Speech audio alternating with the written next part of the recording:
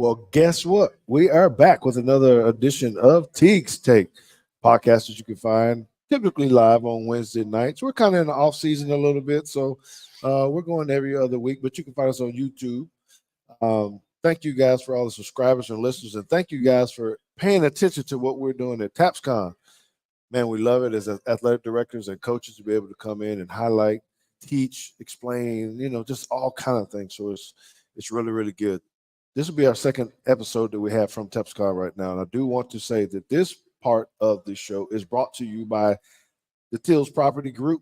They are the exclusive multimedia rights partner for TAPS and work nationally with more than 30 states, 30 state high school athletic and activity association. TPG delivers the leading marketing platform for brands to reach Gen Z customers alongside their families and communities. If you want to know more about it, just email Liz. You can get her at liz@taps.biz, right? That's taps with 2 P's. To connect with your visionary brand to your high school community in Texas and nationwide. All right, so this next one here is always special to me, right? Because sometimes we have the executive director on. We have the associate director on with us right now. This gentleman has been with TAPS for several years. He's worked with sponsorships. He's worked with every part of the organization, right? But it's really, really cool for me because we're bonded together in other ways because he has been a coach. Yes. He has been an athletic director. Yes. So he's had to build programs. You have to see, he's dealt with parents. He's dealt with kids. He's just very well-rounded. So to have his leadership here at TAPS to be able to communicate with all of us is extremely important. And he's going to be hosting a session tomorrow. Actually, it's called Life of an Athlete: Direction, Connection, and Leadership. So I'm gonna be sitting in there too because it's pretty cool for you to be able to do that. So first of all, let's make sure we give him a round of applause for coming in and being part of Teague's Take. So why don't you tell us a little bit before we get started? Tell us a little bit about your career like that, how you went from coaching, maybe how you got started in coaching and how it evolved to you becoming the associate director of TAPS. Yes, I got out of college and was looking to go into law school, and my brother was already coaching at Gorman High School, Tyler, and they had an opening. And instead of me going on to law school, he taught me, I just try it for a year or two, And as the Lord goes, sometimes the Lord, gives you signs. The Lord just takes me and shoves me places. So I got into that, and then we got the job at Nolan Catholic after a couple of years, and we just kept doing it, and got into governance. Of course, I was in the district before you were there, and got into leadership there as district president and the athletic executive committee, and served my time on the board. And then when it came time to make a change from Nolan, had the opportunity to talk to Brian. They were moving up to Fort Worth, and so I moved into the position of associate director. And the good thing about it is there's plenty of work to do. When you go in there, just like at the school level. And we've been able to build a lot of things over these it'll be my 8th year. Again, so it's been rewarding. And we've been able to look back and see the things that we've done and kind of the arrow that we're pointing towards. No, man, that's pretty awesome, man. We always talk about journeys. How do you happen and where it leads, and it's pretty cool to do that. He did mention the name Brian. Brian is the executive director of TAPS, and you guys have heard from him in the past when we typically talk about big vision of TAPS. But I want to kind of dive in with you because you've had the coaching piece a little bit, right? And starting programs, right? So in TAPS, we have a lot of schools that have startup programs and trying to do different things. Well, I shouldn't even say TAPS, just in general. Right? So when you're thinking of creating a successful program, what are the kind of things that we have to think about when you're initially starting out and building a program?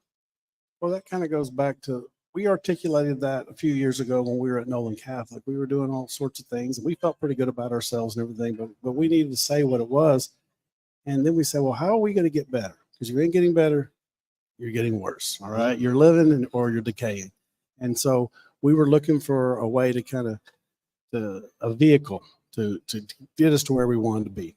And so when you started with the Life of an Athlete program, it got us in that mode. And what the mode is first of all, we're not talking about money that you spend.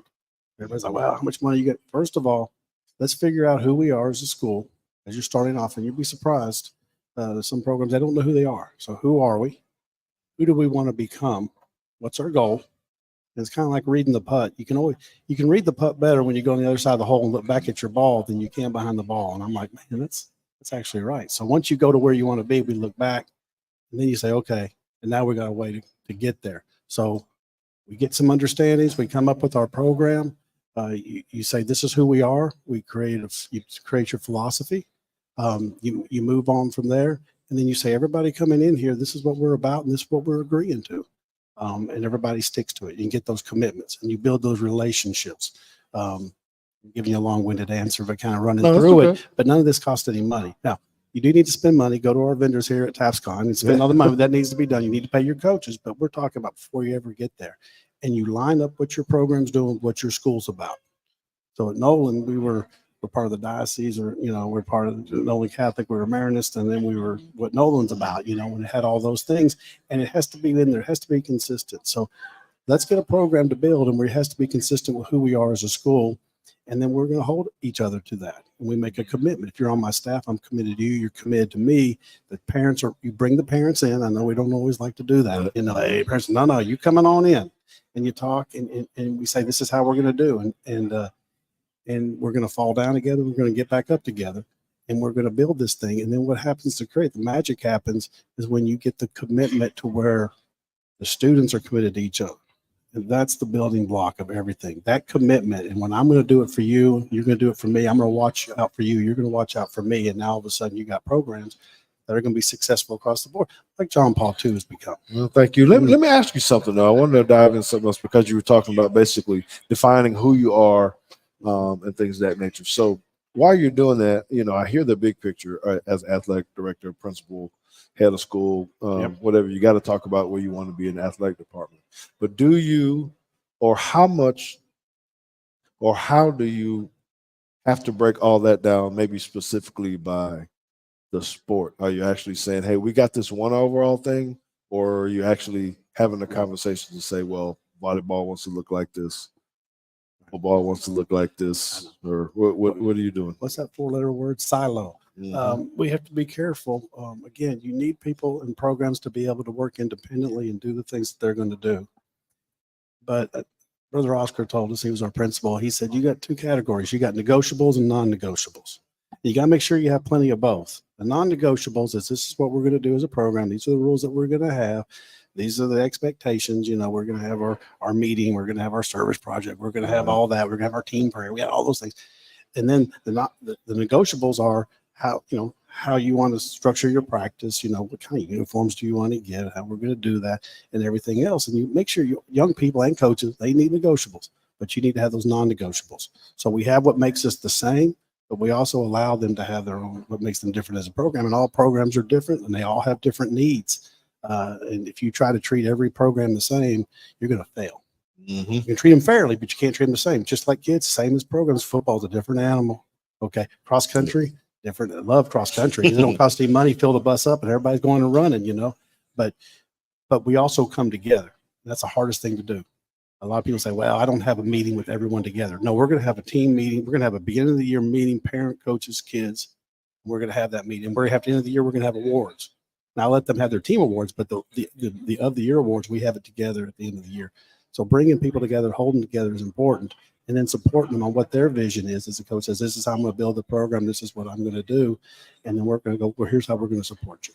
Now, flip that a little bit for me if you can, because, it's easy for me, right? Or anyone. I'm sitting in a meeting and we're talking about where we're going and all this kind of stuff. But how do you get the buy-in, or what are you trying to do? Because now you got to sell this to the kids or to the family, maybe perhaps, that are coming to your place, particularly in private school, right? Not maybe, most people know where they're going when they're going in a public school, but maybe not when you're trying to attract the kid to come to your school. How do you sell your dream there?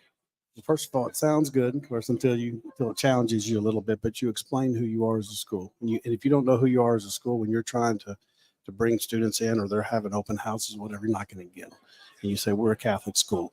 Okay, well, all right. Well, Catholicism is like Baskin Robbins. We come in about 31 different flavors, right? Okay, we're going to have the Dominicans, we're going to have Franciscans, we're going to have everybody else, or we're Dawson. And you say we need to be able to define who we are and what our vision is. And so it's important to let them know that we're going to have buy-in and we're going to be fair with you. And you know what? If you come in as a transfer, you get nothing more or less than anybody else, but we're going to wrap our arms around you. You're going to be part of our community, and you're going to be part. Again, community is important. You become families. As an athletic department, don't be a family. You need to be a community. And it's hard because when somebody has to go, sometimes we don't want a divorce. All right, it's still, but the community aspect of it, and then but those families are going to happen inside those sports, and so you have to sell that to the parents, and you'll lose some, and then you'll get some say, no, this is what I'm looking for. And then you'll have some of them where, mom's hitting dad and you hearing them? You're hearing them? This is what I've been looking for. Okay, we're going to do this, right? And then you talk directly, but you have to talk to the student as well. And that's some of the things people say, well, we're just going to be talking at our level. No. There's a conversation with the student, and we need buy-in from everybody, and everybody comes in together. So, and people want to belong to something. Okay. And you know something about kids? Kids are good. People are good. And if they think you like them, they don't want that to change. And so find a reason to like the kids and the parents, and they'll find a reason to like you, and nobody wants to lose that. And so you kind of have that. That's just kind of not a sales thing, but a connection thing that we do. But again, it's not easy because you're going to fall down, and they want it until somebody has to. Oh, there's a consequence. Well, that's right. There's a consequence, but it's like stepping out of bounds. You step out of bounds, play ends. You step out of bounds, there's a consequence. And then we put you back in, and we're going to get you ready. We're going to go forward and keep going there. And so it takes time. But if you have support, everybody's consistent, you got a chance. Yeah, this is great, and it's multifaceted for me because you hear one thing, and I love what he keeps repeating is defining who you are, making sure that's really important, and getting everybody on the same page with that, right?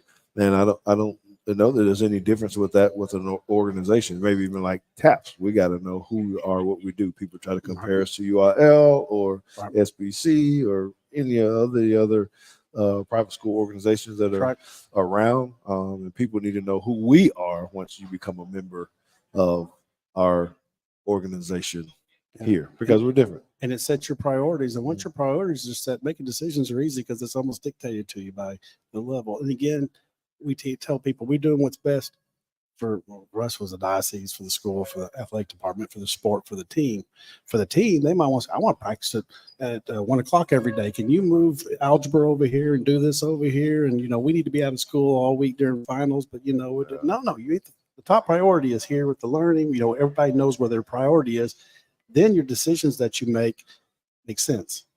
And so but it's hard. You don't want to hold the line. You don't want to hold the line. You're in the same position, where you don't want to hold the line, but you hold the line enough.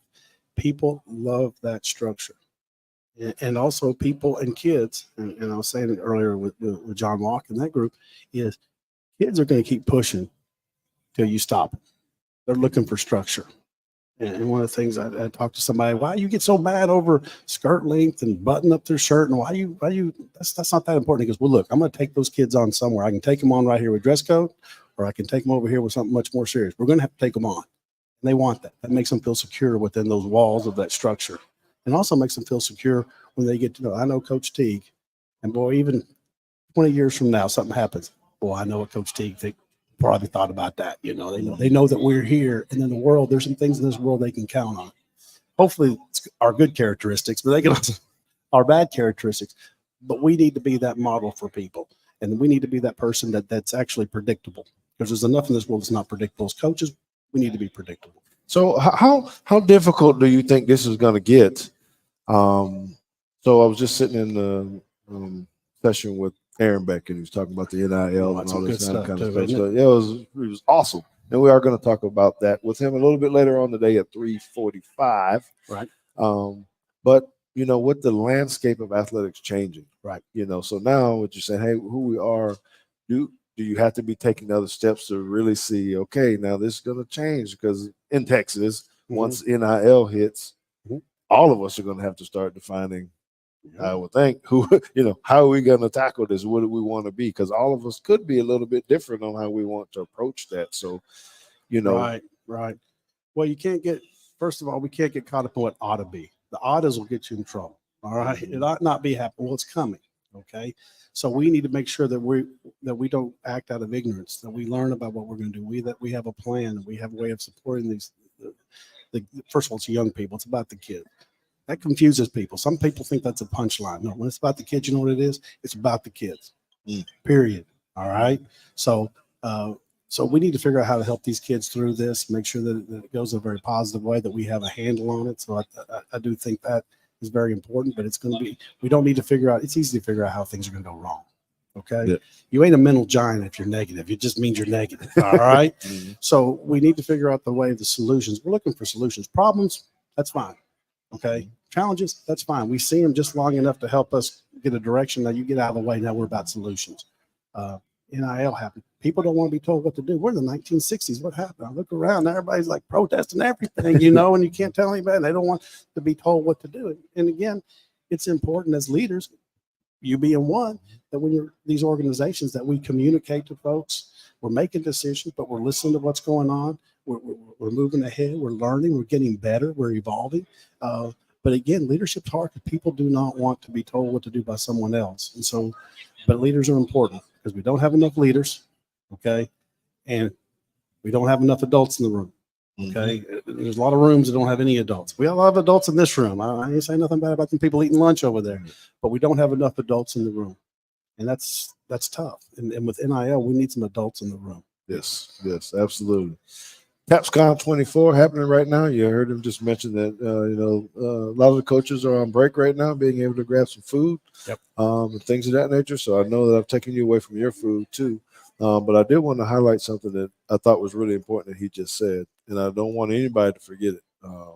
It's about communicating and listening was the key word, because a lot of people don't even know what communication is. They just think communicate means I'm talking at someone or whatever, but you're not actually listening to what people are saying back to you. So I thought that was very key that you're talking about communicate and listen.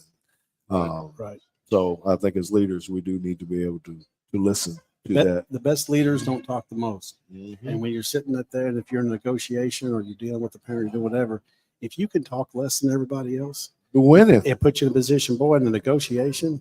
If you can speak and let the silence happen, pour over you a little bit, you're all right. But listen. And again, I learn more listening than I do talking, because if it's coming out of my mouth, hopefully I already know what I'm saying. So I ain't learning anything. But if someone else is speaking to me, and again, people, once they feel like they've been heard, okay, and I say this, I understand. In the office, sometimes I say, I understand. Oh, you agree with me? No, I understand. I don't agree, but I understand what your reasoning is. But that's important, because everybody's important, and everybody needs to know that they're being valued. And like I said, that's how you get through the rough times, is by making these relationships and maintaining this communication. Because communication is hard work.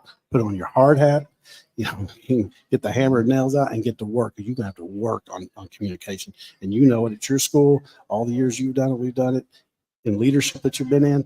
You work at communication. You don't ever take communication for granted. That's right. And there's going to be more communication tomorrow. Make sure that for those of you who are here at the convention, tomorrow morning, 11 a.m. in B1, which is the general session room, where it's going to be a session, Life of an Athlete, Direction, Connection, and Leadership. Speakers are going to be Steve and also Dr. Paul Duckworth. He just became a doctor. He was at Texas Wesleyan. That's right. They took the program over and won a couple of conference championships, and he became a doctor at the same time. So, and like I said, he's the highlight of us, and having him there and getting that back together is going to be awesome. So so we're going to look forward to that. Make sure you guys be a part of that, and maybe we'll give you some more notes on that, because there's going to be so much more stuff they were talking about that we all have to deal with as athletic directors and other people. What do your facilities look like? We're just talking about other stuff like that, right? How are you dealing with stakeholders and people that you got to get money from? So we really look forward to that. Steve, I just want to say thank you for your time, man. We do appreciate you for coming on and being here with us. You got to get back to work. I got to eat. Yeah, me too. And I'm going to take a little break too. So we're going to be back at 2:15 Central Time. Sheila Henderson will be on. She's an assistant athletic director at the Regent School in Austin. And we're going to be talking about, we're going to talk about some of what we're with her. It could be a lot of things. Well, what I want to hear from her is the transitioning as an employee from from public to private. Yes, and that's going to be the main. And winning the thing Henderson is, Cup, and she'll be on our athletic directors panel too. So we're looking forward to it. We appreciate That's her. right. She'll be So it's going to exciting. be great. So we appreciate you guys. Make sure you tune back in, hit that subscribe button, hit that like button, and don't miss any episodes like this while we're doing this marathon at the TAPS convention in Waco, Texas. Thank you for your support. Say goodbye to everybody, man. We're out. Peace. Mhm.